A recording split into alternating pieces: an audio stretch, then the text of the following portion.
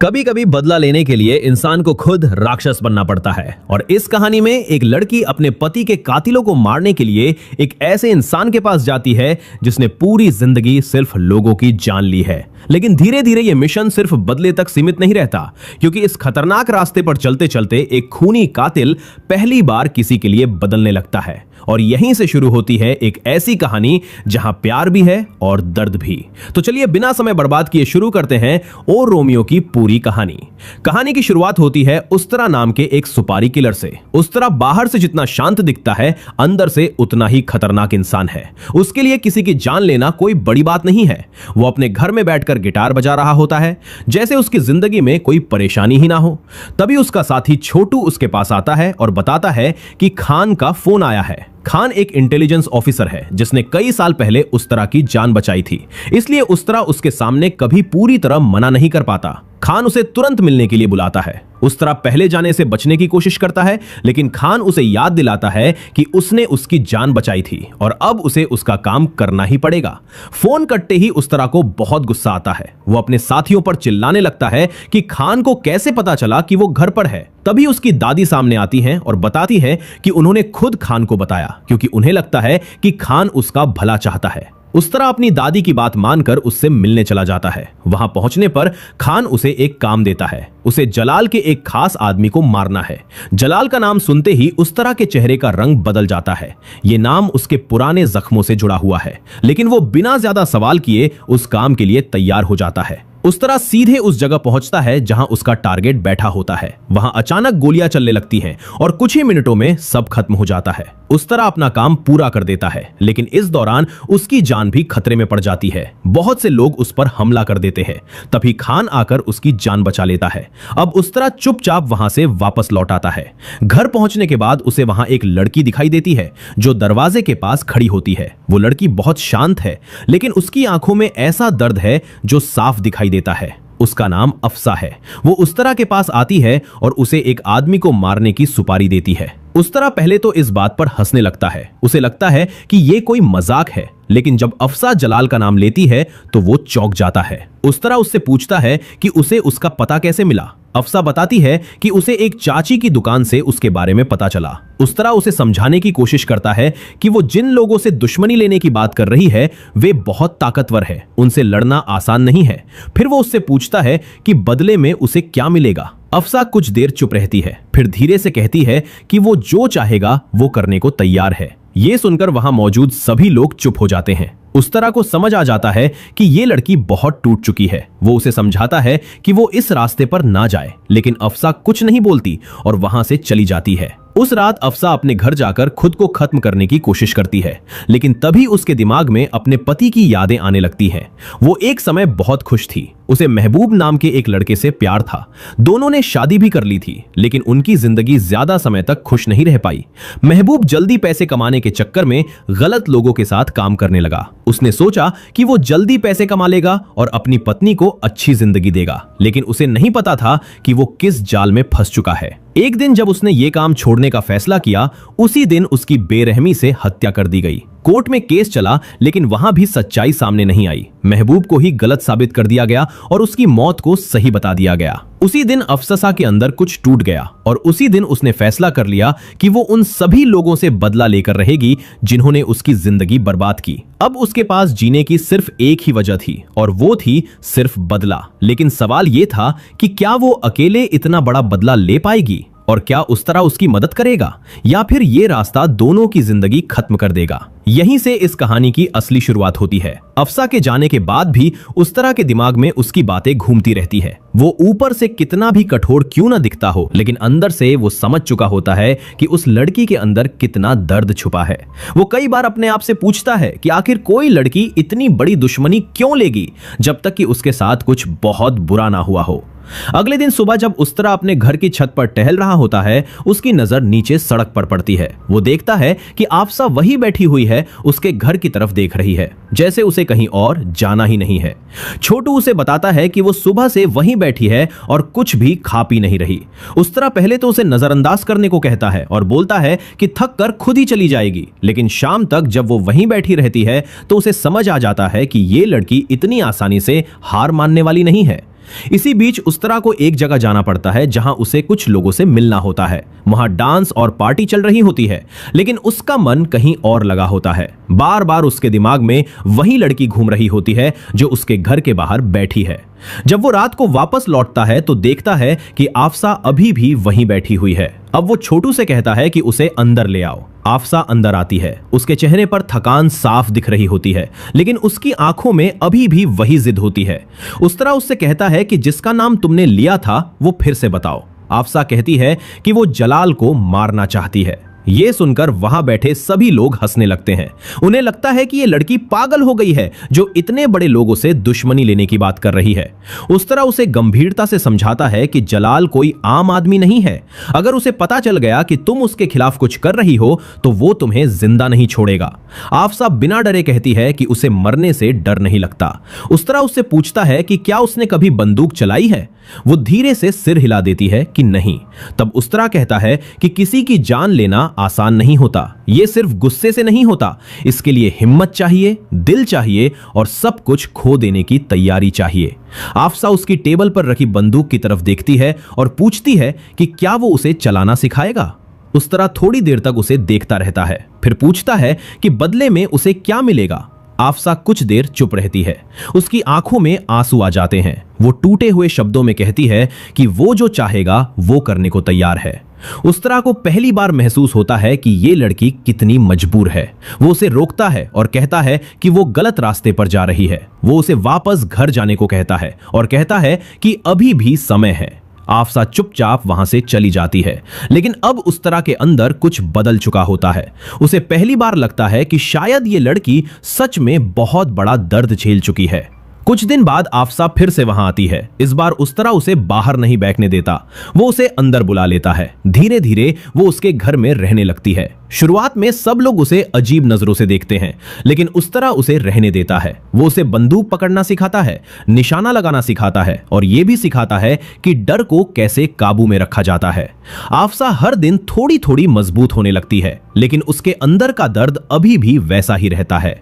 एक दिन उस तरह उससे उसके पति के बारे में पूछता है। आफसा पहली बार खुलकर रो पड़ती है और अपने पति महबूब के साथ जो जो हुआ वो सब बताती है कि कैसे जलाल और उसके लोगों ने उसे मार डाला। आफसा की आवाज कांपने लगती है। वो बताती है कि वे आज भी खुले घूम रहे हैं। उस तरह चुपचाप उसकी बातें सुनता रहता है। उसे पहली बार लगता है कि इस लड़की का गुस्सा सही है। अब यह सिर्फ एक सुपारी नहीं रही, ये एक इंसाफ की लड़ाई बन चुकी है। दिन बीतते जाते हैं और आफसा धीरे धीरे घर के माहौल का हिस्सा बन जाती है। वो खाना बनाने में मदद करती है, लोगों से बात करती है और कभी कभी गाना भी गुनगुनाती है। उसकी आवाज इतनी मधुर होती है कि उस तरह भी चुपचाप सुनता रहता है। वो उससे पूछता है कि उसने गाना कहां सीखा। आफसा बताती है कि उसके पिता ने सिखाया। उस तरह पहली बार मुस्कुराता है। वो उसे अपने बारे में भी बताता है। वो कहता है कि जब वो छोटा था तो उसके पिता को किसी ने उसके सामने मार दिया था। उसी दिन उसने ठान लिया था कि वो कमजोर नहीं बनेगा। उस दिन के बाद उसकी जिंदगी बदल गई। उसने पहली बार किसी की जान ली और फिर वो उसी रास्ते पर चलता चला गया। यहीं से उसका नाम उस तरह पड़ गया। अफसा उसकी बात ध्यान से सुनती है। दोनों के बीच एक अजीब सा रिश्ता बनने लगता है। ना दोस्ती ना प्यार, लेकिन एक ऐसा जुड़ाव जो दोनों को समझ में आता है।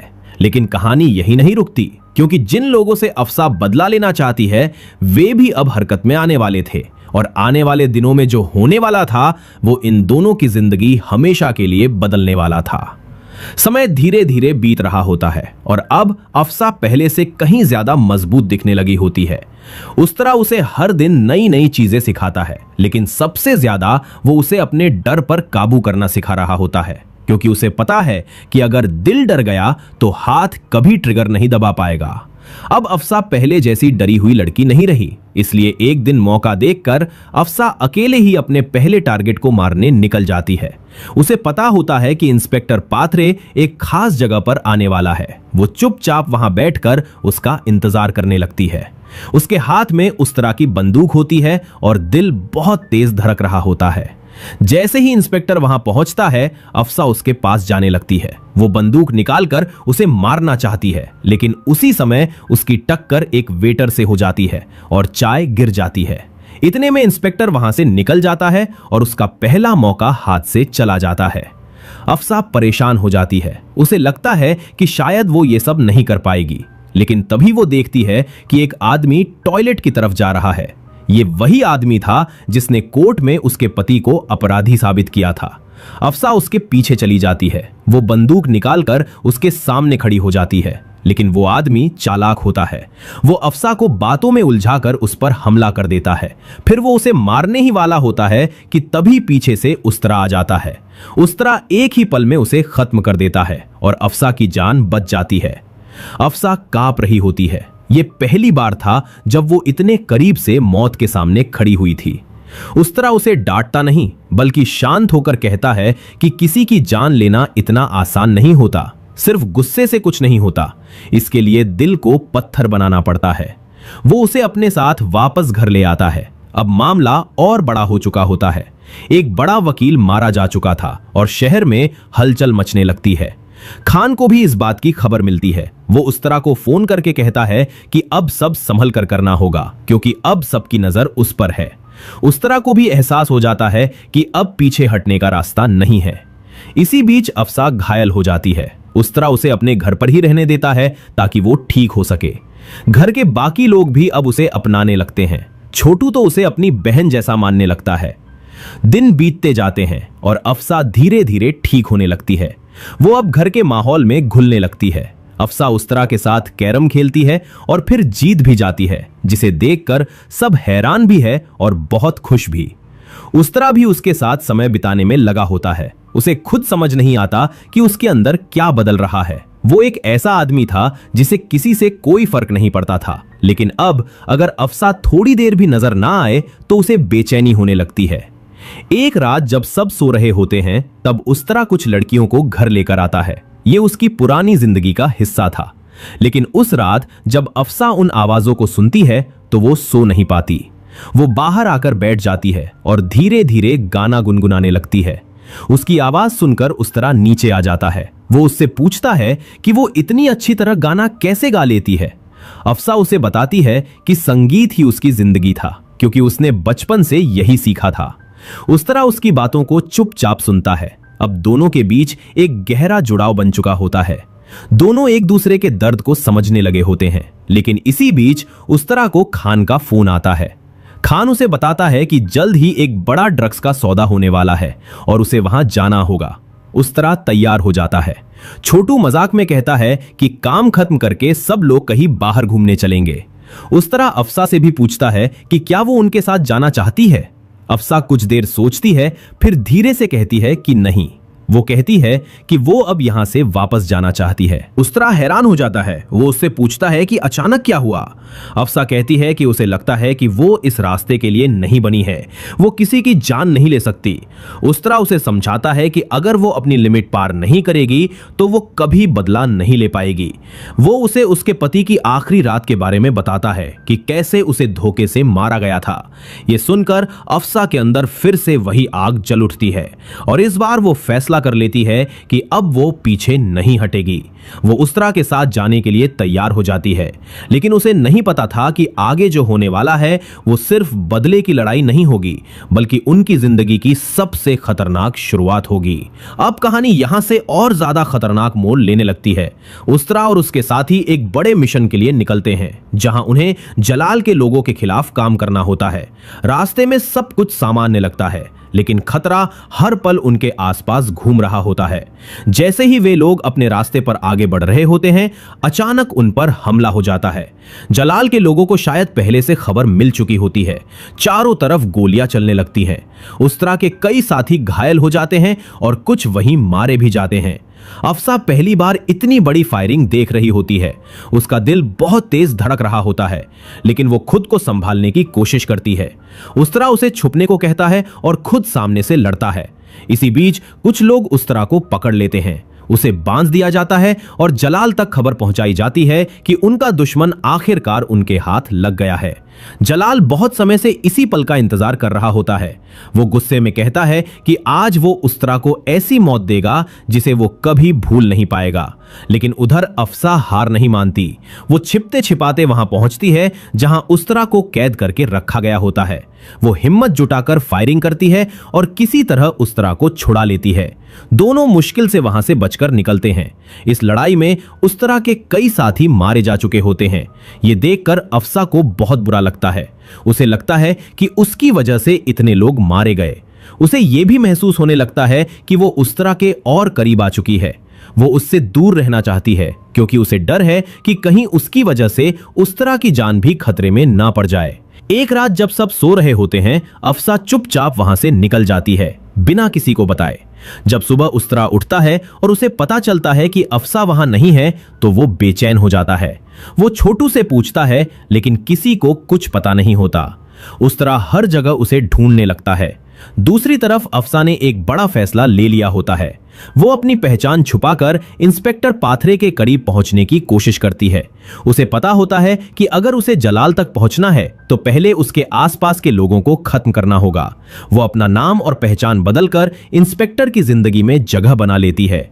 धीरे धीरे वो उसके भरोसे में आ जाती है। इधर उस्तरा उसे ढूंढते ढूंढते चाची की दुकान तक पहुंचता है, लेकिन वहां भी अफसा नहीं मिलती। वो खान से भी कहता है कि उसे ढूंढने में मदद करे। अफसा के बिना उस्तरा पूरी तरह बदल जाता है। वो पहले जैसा नहीं रहता।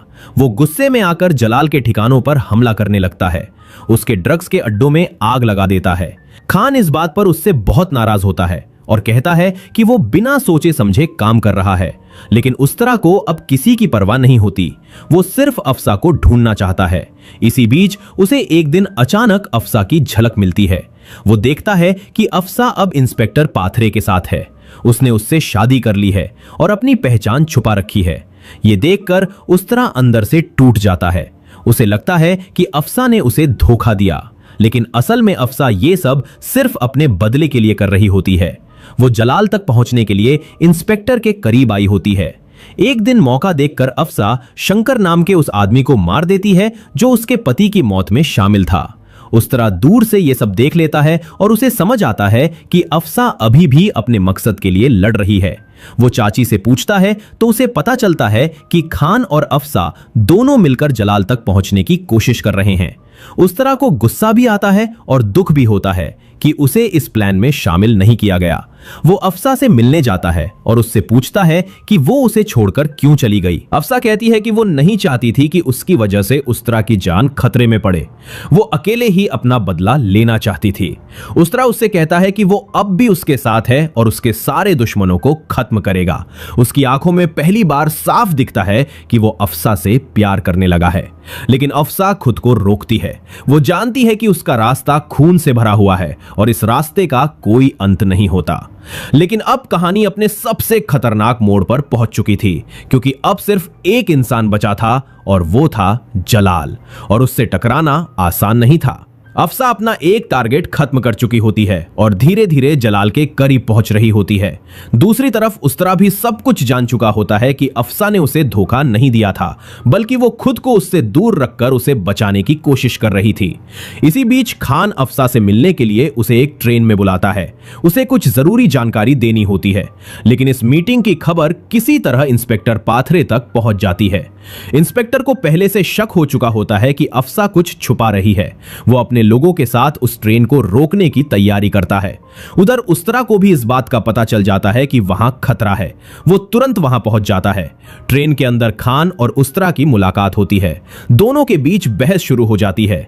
खान उसे डांटता है कि वो बिना सोचे समझे काम कर रहा है और सब कुछ खराब कर देगा। उसी समय ट्रेन अगले स्टेशन पर रुकती है और इंस्पेक्टर अपने लोगों के साथ अंदर घुस आता है। अचानक चारों तरफ गोलियां चलने लगती हैं। अफसा को पहले ही नीचे उतार दिया जाता है ताकि वो सुरक्षित रहे। ट्रेन के अंदर खान, उस्तरा और इंस्पेक्टर के बीच भयानक फायरिंग होती है। इस फायरिंग में खान घायल हो जाता है। इंस्पेक्टर उस्तरा के गले में गोली मार देता है और वो ट्रेन से गिरकर नीचे पानी में जा गिरता है। सबको लगता है कि उस्तरा मर गया। जब अफसा को यह खबर मिलती है तो वो पूरी तरह टूट जाती है। वो जोर जोर से रोने लगती है। उसे लगता है कि उसकी वजह से एक और इंसान की जान चली गई, लेकिन वो हार नहीं मानती। वो फैसला कर लेती है कि अब वो किसी भी हालत में जलाल को खत्म करके ही दम लेगी। इंस्पेक्टर उसे अपने साथ ले जाता है और कहता है कि उसे एक खास इवेंट में जाना है जहां जलाल भी आने वाला है। उधर जलाल को भी अब सब कुछ पता चल चुका होता है। उसे पता चल जाता है कि अफसा उसी के खिलाफ साजिश कर रही थी। इवेंट में जब सब लोग मौजूद होते हैं, अफसा मौका देखकर जलाल को मारने की कोशिश करती है, लेकिन इस बार वो पकड़ी जाती है। जलाल उसके सामने खड़ा होकर मुस्कुराता है। उसे पहले से सब पता होता है। इंस्पेक्टर भी वहां मौजूद होता है। वो जलाल से कहता है कि अफसा को मार दिया जाए, लेकिन जलाल उसे खुद मारने को कहता है। इंस्पेक्टर अफसा की तरफ देखता है, लेकिन वो उसे नहीं मार पाता। शायद कहीं ना कहीं उसके दिल में उसके लिए कुछ बदल चुका था। उसी पल अफसा मौका पाकर उस इंस्पेक्टर को मार देती है। जलाल गुस्से में आ जाता है और अफसा को कैद कर लेता है। वो कहता है कि अब वो उस्तरा का इंतजार करेगा। उसे पूरा भरोसा होता है कि अगर उस्तरा जिंदा है तो वो जरूर उसे बचाने आएगा, और अगर वो नहीं आया तो वो अफसा को मार देगा। लेकिन जलाल को नहीं पता था कि उस्तरा अभी भी जिंदा है। सबको लगता है कि उस्तरा मर चुका है। ट्रेन से गिरने के बाद उसका कोई पता नहीं चलता, लेकिन सच कुछ और होता है। उस्तरा बच जाता है। वो बुरी तरह घायल होता है। उसकी आवाज भी पहले जैसी नहीं रहती, लेकिन उसकी सांसें चल रही होती हैं। उसके अंदर अब सिर्फ एक ही चीज बची होती है, और वो थी अफसा को बचाना। उसे जब यह पता चलता है कि अफसा को जलाल ने कैद कर लिया है, तो वो बिना समय बर्बाद किए अकेले ही निकल पड़ता है। उसे पता होता है कि यह लड़ाई आसान नहीं होगी, लेकिन अब उसके पास खोने के लिए कुछ बचा भी नहीं होता। उधर जलाल अपने महल जैसे घर में बैठा होता है। उसके चेहरे पर गुस्सा और दर्द दोनों होते हैं। वो अपनी पत्नी रबिया से बात करता है। रबिया दीवार पर एक नीला चांद बना रही होती है। वो बार बार अपने बच्चों का जिक्र करती है। जलाल ये सब सुनकर परेशान हो जाता है। उसके अंदर भी बहुत दर्द छुपा होता है। वो उन दिनों को याद करता है जब उसका परिवार उसके साथ था, लेकिन फिर उसे याद आता है कि उसके भाई की मौत हुई थी, और वो मानता है कि उसका जिम्मेदार उस्तरा है। उसे नहीं पता होता कि सच्चाई कुछ और है। उधर उस्तरा धीरे धीरे जलाल के घर तक पहुंच जाता है। रास्ते में जो भी उसके सामने आता है वो उसे खत्म करता जाता है। उसकी हालत बहुत खराब होती है, लेकिन वो रुकता नहीं। आखिरकार वो उस कमरे तक पहुंच जाता है जहां अफसा कैद होती है, लेकिन वहां उसकी मुलाकात पहले रबिया से होती है। रबिया उसे पहचान लेती है, क्योंकि कुछ साल पहले जलाल के भाई को रबिया ने ही मारा था, ना कि उस्तरा ने। उसने रबिया को बचाने के लिए उसके खून का इल्जाम खुद पर ले लिया था। इसलिए अब रबिया अपना फर्ज निभाती है और उसे चुपचाप उस कमरे की चाबी दे देती है जहां अफसा कैद होती है। उस्तरा चुपचाप दरवाजा खोलता है। अफसा उसे देखकर हैरान रह जाती है। उसे लगता है कि वो सपना देख रही है। वो रोने लगती है। उस्तरा धीरे से कहता है कि वो उसे यहां से लेकर जाएगा। दोनों वहां से निकलने लगते हैं, लेकिन अब तक जलाल को खबर मिल चुकी होती है। जलाल अपने लोगों को लेकर बाहर आ जाता है। वो गुस्से में पागल हो चुका होता है। जब उसे पता चलता है कि उसकी बीवी ने ही उस्तरा की मदद की, तो वो अपना आपा खो देता है। वो रबिया को सबके सामने मार देता है। ये देखकर अफसा कांप जाती है। अब जलाल पूरी तरह टूट चुका होता है। वो मैदान में खड़ा हो जाता है जहां पहले बैल से लड़ाई होती थी। उसके लिए ये उसकी जिंदगी की आखिरी लड़ाई थी। उस्तरा उसके सामने पहुंचता है। दोनों आमने सामने खड़े होते हैं। कुछ देर तक दोनों सिर्फ एक दूसरे को देखते रहते हैं। जलाल गुस्से में कहता है कि उसने उसके भाई और बच्चे को मारा। उस्तरा उसे सच बताता है कि उसने ऐसा कुछ नहीं किया। असली सच्चाई कुछ और थी, लेकिन अब वो सब मायने नहीं रखता, क्योंकि अब ये लड़ाई खत्म होने वाली थी। दोनों के बीच भयानक लड़ाई शुरू हो जाती है। जलाल बहुत ताकतवर होता है। वो उस्तरा को बुरी तरह घायल कर देता है। उस्तरा जमीन पर गिर जाता है। अफसा चिल्लाने लगती है। कुछ पल के लिए लगता है कि सब खत्म हो गया, लेकिन फिर उस्तरा धीरे धीरे उठता है। उसकी आंखों में अब डर नहीं, सिर्फ गुस्सा होता है। वो एक बार फिर जलाल पर हमला करता है। इस बार वो पूरी ताकत से लड़ता है। आखिरकार जलाल कमजोर पड़ने लगता है। उस्तरा उसे पकड़कर घुटनों के बल गिरा देता है, लेकिन उसे मारता नहीं। वो तलवार उठाकर अफसा की तरफ बढ़ाता है और कहता है कि ये बदला उसका है। अफसा कांपते हुए आगे बढ़ती है। उसकी आंखों के सामने उसके पति की यादें घूमने लगती हैं। उसकी जिंदगी, उसका प्यार और उसकी मौत। वो पूरी ताकत से तलवार जलाल के सीने में घोंप देती है और जलाल वहीं मर जाता है, और उसी पल उसकी कहानी खत्म हो जाती है। अफसा की आंखों से आंसू बहने लगते हैं। उसका बदला पूरा हो चुका होता है। अब उसके अंदर की आग शांत हो चुकी होती है। कुछ समय बाद सब कुछ बदल जाता है। अफसा अपने पति के नाम से एक संगीत स्कूल खोलती है। वो बच्चों को गाना सिखाती है। वो पहली बार अपनी जिंदगी में शांति महसूस करती है। उस्तरा भी वहां आता है। अब वो पहले जैसा नहीं रहा। उसकी आवाज बदल चुकी होती है। वो अब लोगों की जान लेने वाला कातिल नहीं, बल्कि एक ऐसा इंसान बनना चाहता है जो कुछ अच्छा सीखे। वो संगीत सीखने लगता है। धीरे धीरे उसकी जिंदगी बदलने लगती है। लेकिन कहानी यहां पूरी तरह खत्म नहीं होती। वो खान से मिलने अस्पताल जाता है। खान अभी भी जिंदा होता है। उस्तरा उसे बताता है कि उसका काम पूरा हो गया, जलाल मर चुका है। यह सुनकर खान मुस्कुराता है, लेकिन फिर कहता है कि काम अभी खत्म नहीं हुआ। दुनिया में ऐसे कई जलाल हैं और उन सबको खत्म करने का काम अभी बाकी है। वो उसे फिर याद दिलाता है कि उसने उसकी जान बचाई थी, इसलिए जब भी वो कहेगा तो उस्तरा को उसका काम करना होगा। ये सुनकर उस्तरा हंसने लगता है, जैसे वो समझ चुका हो कि उसकी जिंदगी शायद हमेशा इसी रास्ते पर चलती रहेगी। लेकिन इस बार उसके पास जीने की एक वजह थी, और वो है अफसा। तो दोस्तों, यही थी ओ रोमियो की पूरी कहानी। अगर आपको ये वीडियो थोड़ी सी भी पसंद आई हो तो इसे लाइक जरूर करें और चैनल को सब्सक्राइब करके बेल आइकन दबाना ना भूलें, ताकि ऐसी ही नई और दिलचस्प कहानियां आप तक सबसे पहले पहुंचती रहें। आपको ये स्टोरी कैसी लगी और सबसे पावरफुल मोमेंट कौन सा लगा, कमेंट में जरूर बताएं। तो चलिए मिलते हैं नेक्स्ट वीडियो में। तब तक के लिए जय हिंद, गुड बाय।